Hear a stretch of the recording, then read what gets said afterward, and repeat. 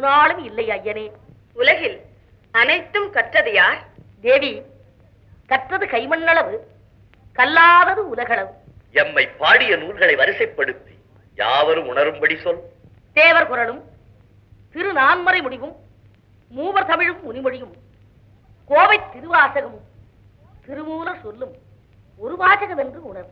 வேருடன் கெடுவது, ஊருடன் பகைக்கின், கண்ணறப் போற்றுவது, எண்ணும் எழுத்தும். இனி நீ வேண்டுவது பிறவாமை வேண்டும். மீண்டும் பிறந்தால் ஐயனே, உன்னை என்றும் மறவாமை வேண்டும். மகிழ்ச்சி, மிக்க மகிழ்ச்சி. அவ்வையே, சொற்றமிழால் எம்மை பாடுக.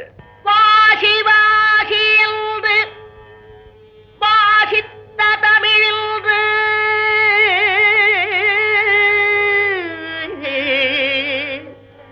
வாசி வாசி என்று வாசித்த தமிழின்று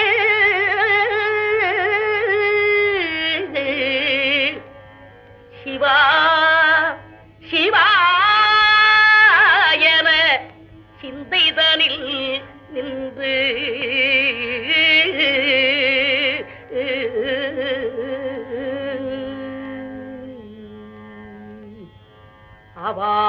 அவாவினால் இந்த அவ்வை தமிழ் கொண்டு